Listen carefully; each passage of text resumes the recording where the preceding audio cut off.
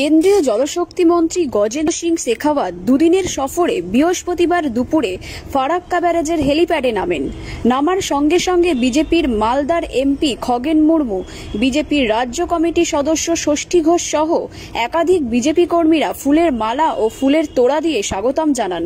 গান্ধী মূর্তিতে মাল্যদান করে ও মন্দিরে পুজো অর্চনা করার পর আধুনিক ফারাক্কা ব্যারেজ টাউনশিপের সূচনা করেন।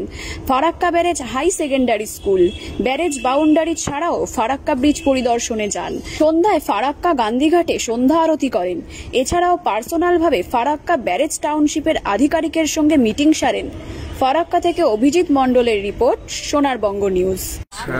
এখানে যে সমস্ত সমস্যাগুলো আছে আমাদের ফারাক্কা ব্যারেজ সহ আমাদের এখানকার যে ভাঙন সমস্যাগুলো আছে, বিশেষ করে এই সমস্যাগুলো দূর করবার জন্য আমাদের কেন্দ্রীয় সরকারের যে সমস্ত পরিকল্পনাগুলো আছে এবং সেই পরিকল্পনাকে রূপায়ণ করবার ক্ষেত্রে সরকারের তার যে একটা হচ্ছে যে তার নির্দিষ্ট কি পরিকল্পনা এবং এখানে কিভাবে সেটাকে রূপায়ণ করা যেতে পারে এই বিষয়তে আজকে আমাদের সমস্ত আধিকারিকদের সঙ্গে এখানে আলোচনা হবে এবং সেটা আলোচনা করে ইমপ্লিমেন্ট করবার জন্য এখানে তার চেষ্টা করা।